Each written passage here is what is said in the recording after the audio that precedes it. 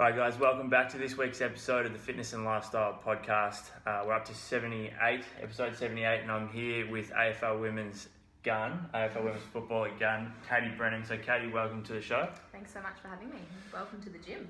Yeah, welcome to I just come down to check out KB Performance, which we'll chat about later in the show. But we've been trying to tee up this episode for a little while, so I'm glad we got it done.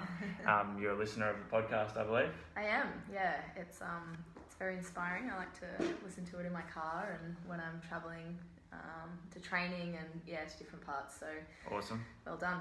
Thank you. Great job. Thank you. So today, guys, we are going to keep this discussion relatively broad. Obviously, want to chat about women's football, a little bit just about the gym here. Also, we're going to touch on nutrition, some training outside of football, and leading into the season. So I think we'll start the show. Do you want to just have a quick chat about basically what you do for those that don't know who you are, and also a bit about your football career so far?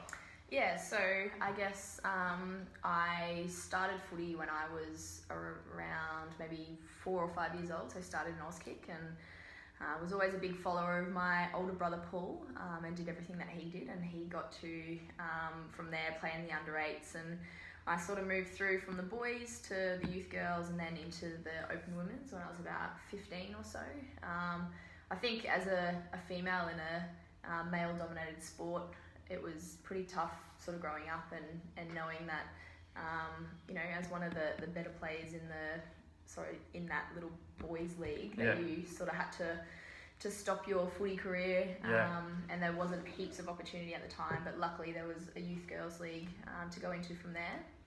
And then I decided to move down to Victoria. So I guess here, being the home of footy and the home of women's footy as well, it's a really strong state in terms of the talent here and I guess the progress of the development pathways. So I wanted to play at Darebin. So Darebin is our VFL club at the moment. VFL, yeah. And then we go and play AFL in summer.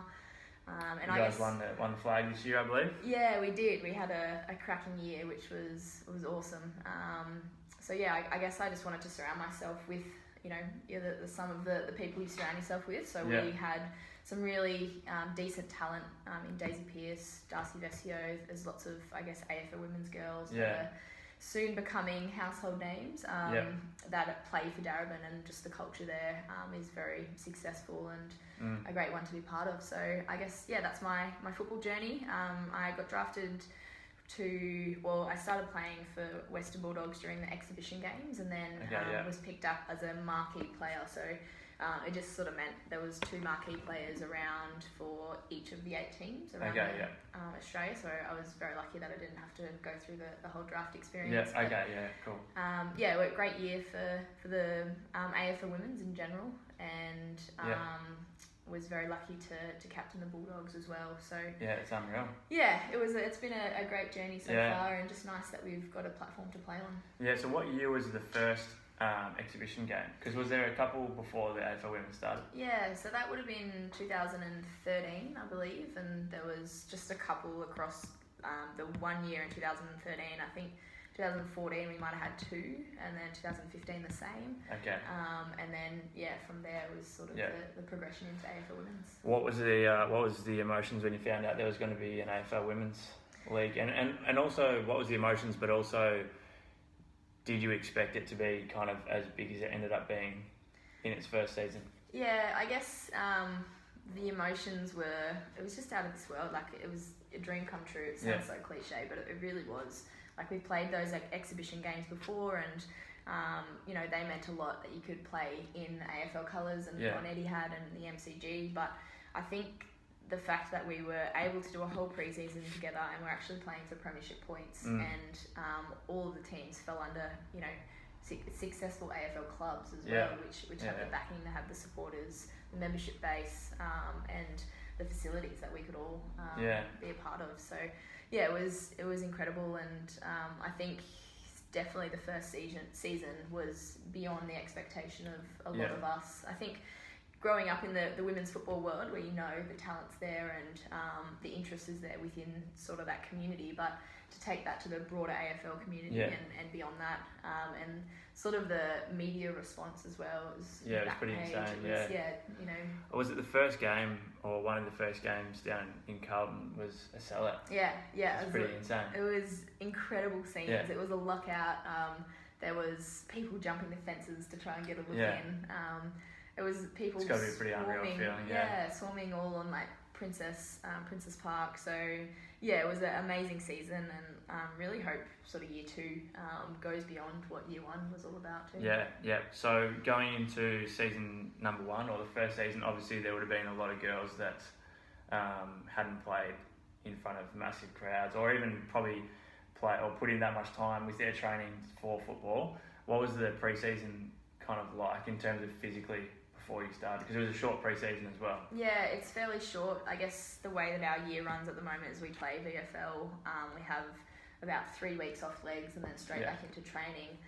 So we're sort of in that period at the moment. But we have pretty much 8 official pre-season weeks with the club, and obviously there's a lot to pack in during that time. So that pre-season was the hardest pre-season that I've ever encountered, and I think that's probably the same across the board, that you just raise to a whole new level in terms of your on-leg conditioning, your strength work, and I guess even the football craft, where you have to put a lot more energy into it. So I think on top of that, we had never trained for that many hours in a row. So we would get to the club around 4 p.m. and not walk out of there until about 10. And so it was pretty full on. But at the same time, I think with the product of what it was, we all reaped the rewards of that tough pre-season, and it was a pretty good show on AFL Women's. Yep. And how many total games was there in the first season? Was it? So there was 8. 8? Yeah, or 7 all up in a final. Yeah, 7 all up in a final. Yeah. And how did you find the pace of the game in the AFL Women's compared to the VFL? Did you find it was a big difference?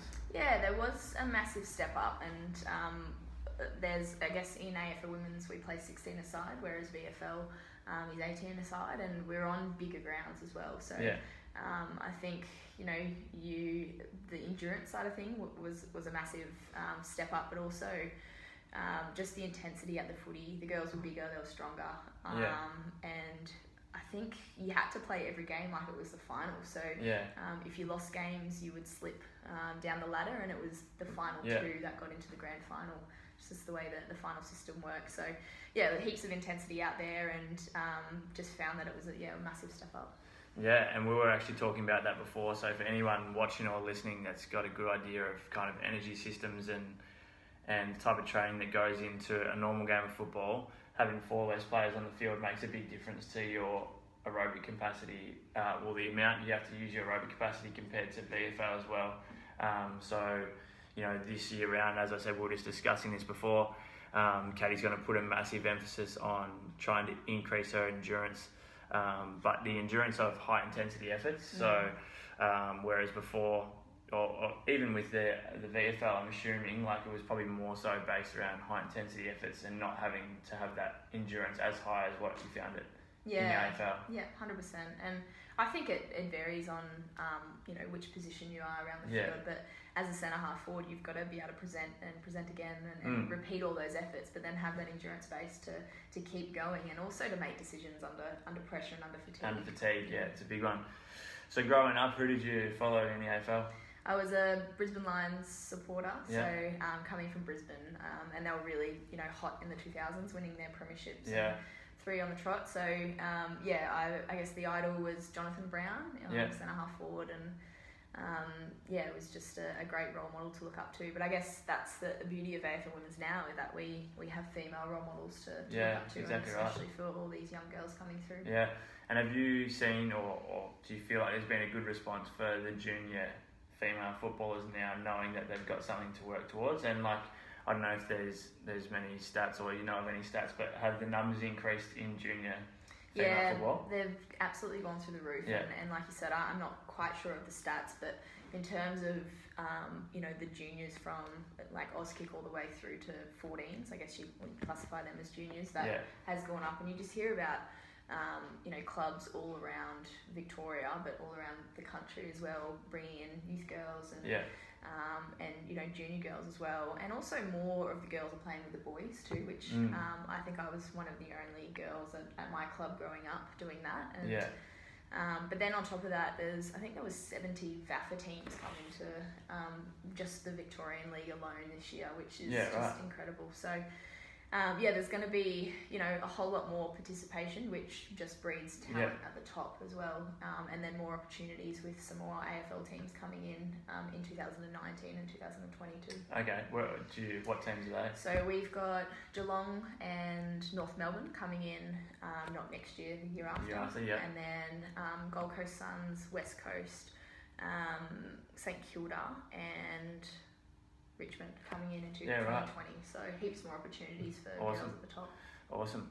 And so when you were a junior athlete, were you playing other sports as well as football? Yeah, I guess there was always the sports going through high school and primary school. So I was a big runner, so cross country, athletics, did a lot of swimming as well. In terms of ball sports, I was probably a little bit of netball, played tennis and a bit of soccer and touch footy. Yeah. And that was the same through high school as well. But footy was always the constant, so it was the sport that I played every year. I never missed a footy season for netball. It was just kind of those sports that I played. What was the main attraction to football? Like what did you kind of enjoy about that more than you say you found netball enjoyable or any of the other sports? Yeah, it's a good question. I think the skill level that you need to play footy, I'm big on kicking and that sort of skill acquisition that you need to be able to control the footy and land it into someone's chest. So I found a lot of joy out of the challenge of footy, and also that it was quite physical as well.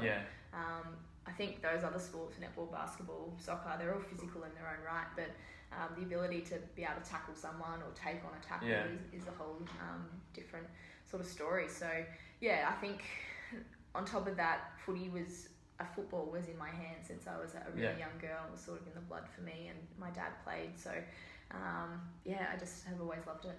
Yeah, that's awesome. I want to touch on some nutrition now. So again, we were talking about this before, but most of my listeners and viewers know how important nutrition is, and how I'm a big advocate of kind of flexible dieting, and also just knowing roughly what your numbers are in terms of energy in and energy out. What importance do you put on nutrition, whether it's in the off season for training, whether it's body composition? Obviously you need to have skin folds relatively low, and then on game day as well. Yeah, I guess probably similar to your listeners or anyone that plays a competitive sport, that you need to make sure that you're putting the right fuels into your body in order to get your performance right. So I'm a big believer on really, I guess, healthy foods. I like to eat organic foods as well, and try and get as many nutrients within my body as I can, just to make sure that, again, I'm performing well, but also recovering, because you have to make sure that you can back up day after day. But in terms of the flexibility of it all, I've now found that I like to listen to my body as well, and I got into a bit of a stage where I was really, really strict on what I was eating, and I didn't see results because it wasn't actually what my body needed at the time. So I was a bit of a carbophobe as well, and sort of went off carbs for a little bit, but after some advice, it's been a massive change, just following that program that you set out for me, and sort of being flexible within that, but also following sort of the guidelines in terms of the numbers. Yeah, and we spoke about before in terms of eating for performance. And I think this also, obviously, eating for fat loss or muscle gain, you need to be wary of your calories in terms of being in a deficit or surplus. But even if you're not an athlete, putting a big emphasis on your nutrition based around performance will then lead to results. Whereas you mentioned before, like there was, I think you said a season or two ago, where you were eating probably more so being mindful of your skin folds instead of performance. And as soon as you make that mental switch, all of a sudden everything kind of clicks, doesn't it? Yeah, it does. And I think, instead of eating to be the skinniest or have the least skin folds out there, I'm actually eating to be the best that I can be out there and to be the best footballer. And I think if you do play a team sport that you need to make sure, or a sport in general, or if you're a bodybuilder or whatever, you just need to make sure that you are putting the right fuels in order to get that result at the end. Yeah, and then in the end of the day, it's all well and good to look good or have low skin folds, but if you feel like shit and you perform horribly, what's the point? Exactly. So there's a lot of better ways. Now, KB Performance, which is where we are right now. I can't really show you guys. Maybe I'll show you on the Facebook Live tour at the end. When did you open it up? And also, how long have you kind of been in the strength and conditioning field for? Yeah, so I guess along with footy, having a gym like this was a bit of a dream of mine since I was a young girl. And as a female growing up in, again, the male-dominated sport and not having many role models across the board, I really craved something like this. I wanted somewhere where I could come and train and where I could feel comfortable to train. I think being a female, within a gym setting can often be a little bit intimidating for some. For sure. As a young girl, I feel like I experienced that a little bit, and I wanted to create a really supportive environment where young girls can come and train. And I think naturally with where women's football is going, we have a bit of an edge on, I guess, getting more of the aspiring women's footballers in here, and I think we kind of just attract them in a way. So we run some general pop classes, and we say that these are everyday athletes, so we try and train them, like athletes, to make sure that they have goals, they have benchmarks, and that they're always improving. And also we have our AFL Women's Academy as well, which runs 4 nights or 3 nights a week and a Sunday as well, where we say we have 3 pillars in here, which is the mental side, so the imagery, the meditation, and just making sure that they're doing their gratitude, all that sort of stuff. So making sure that the mind is sound. Good space, we've got the skill work or the craft, which is the football stuff that. We've got quite a big space, which is pretty cool. So we do a lot of touch work, a lot of perfect practice, which again we try and get the 10,000 hours in, so these girls are proficient with their skills. And then we do the strength and conditioning side of things, where again I think it's a really important thing for young women to be able to feel confident in the gym, but also know that they can lift as well. So we teach them the basics, but also go through a bit of a structure where it's activation. It might be a little bit of core work at the start, or any correctives that they might need, or mobility, some strength work, power work before that, then strength work, some accessory lifts as well, and then any extra top-up conditioning or core work they need on top of that. And that applies not for only athletes, but obviously any young person that's getting into the gym. It's really important to learn proper form nice and early. The earlier you can learn, not just form with your weights, but your activation, your recovery.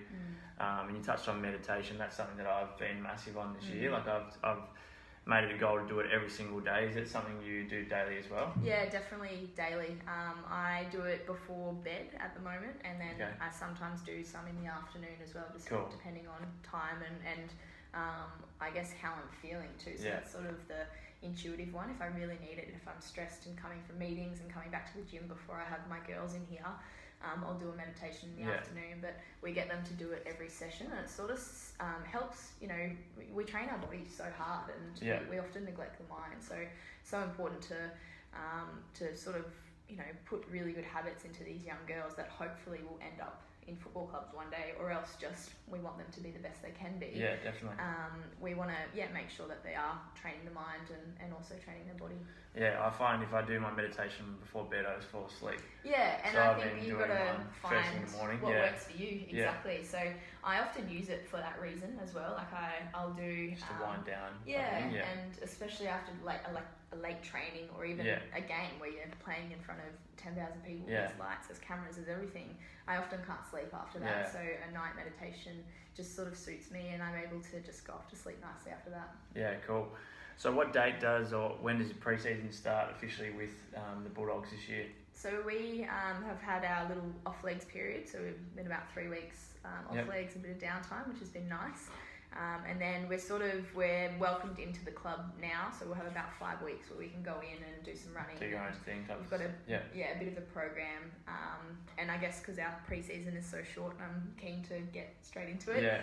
But we officially start on the 20th of November, and that'll be about an 8-week pre-season before into round 1. Yep, and it's 8 games again. It'll be 8 games, but it'll be a longer final series, so it'll be top 4 in the final. So awesome. Fingers crossed the Bulldogs can get there. Yeah, definitely.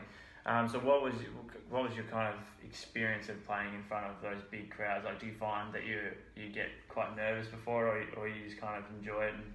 Yeah, I think you have a fair bit of nervous energy when you're going out there, but it was the first time that we'd played in front of such a big crowd, but I just felt so much excitement for it. I felt so much pride, and I just absolutely soaked up the occasion. Like, I think it's really important once you're walking through the race and you're about to run through the banner, that you get out there, and even when you're doing your warm up, just to sort of take it all in. So when the siren goes and the ball's thrown up, that you can just focus and get straight into the game. And I think maybe that's one of the things that I've really worked on, is just being able to be in the moment when you're out there and get into that flow, which meditation really helps. Meditation does help, 100%.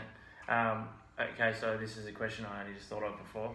Who would you kind of liken yourself to the most out of the guys, AFL players? Like, do you kind of see yourself playing like someone else, or? I guess I probably have modelled my game off this person a little bit, but I wouldn't say I feel like I'm a bit of a dickhead saying that I'm very much like this person, but I'd hope to play a little bit like Nick Riewoldt and his work rate, his ability to just will himself to the contest and keep providing options. So I guess that is a bit of an inspiration for me, and if I can be anything like him, that would be amazing for me. But again, I think it's really important, and in terms of whether it's football role models or role models in life or mentors, that you have to sort of take bits and pieces from everyone. So, I love Dusty's fend. I love Dyson's ability to use the footy. I love Dangerfield's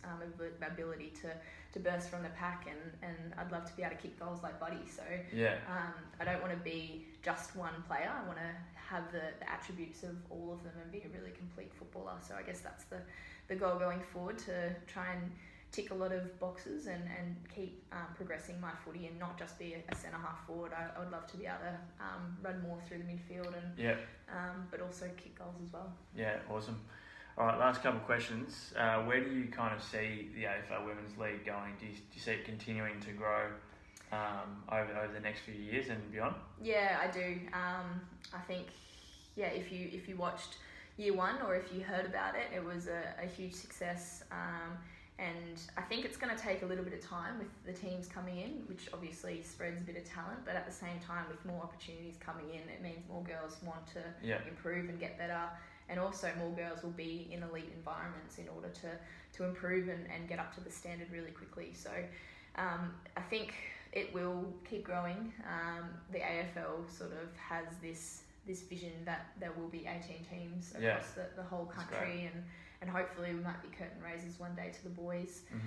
But at the same time, it's pretty enjoyable playing in the summer and not the winter. So 100%. I much prefer that. You've definitely got the better end of the deal, I reckon. 100%. Yeah. So I think it'll continue to grow, and it's really exciting. Great. All right, last question. Obviously now there's going to be more opportunities for girls that are wanting to take their footy to the next level, like junior athletes. What advice would you give to a young girl who kind of has made the decision that she wants to eventually play AFL women's football? Yeah, I guess I get this question a little bit, and I really love this question, because I think no matter how much talent you have or don't have, it's all about the work that you put in and how much you want it. So you have to sort of reevaluate what you really want in life. Like I'll get girls coming in here saying I want to play AFL, but their schedule doesn't look like they want to play AFL in terms of they've got so much more going on. So I'm big on having 3 key things in your life that you're aiming towards, and one major one. So we had a young girl walk in here who just got drafted yesterday. So she went pick 14 to Melbourne, and she'd missed out on Vic Metro, which is the representative team, 2 years in a row. And she came to me and she said, I want to get drafted. What do I need to do? What goals do we need to set? And I said, well, your timetable right now looks like you're playing basketball, soccer, all these other sports, and you're not putting a whole heap of time into getting drafted. So you could be the master of all sports, or you could really specialise in getting drafted and moving through the AFL and actually succeeding there. So we sort of changed some things around, set some really high goals. So that's, I guess, tip number one, to make sure that you are dreaming really big and that you're setting a massive benchmark for yourself. No matter if you fall a little bit short, you're still going to be better off for it. And then, that tip number two is just to really push hard at what you want, work really hard, put the hours in, put the time in, and hard work never lies. You're always rewarded for it. Hard work always pays off, so I think that would be, my advice to any young girls that want to play. Fantastic. Well, thanks so much for coming on the show today. I'm sure the listeners and the viewers have thoroughly enjoyed the episode. Hopefully we'll do another one next year after you've taken out the flag and fingers crossed, and had a good season. But guys, thanks so much for tuning in to today's episode of the podcast. If you haven't subscribed already, please do go back through and have a listen to some of the past episodes, and I look forward to chatting to you again in next week's episode.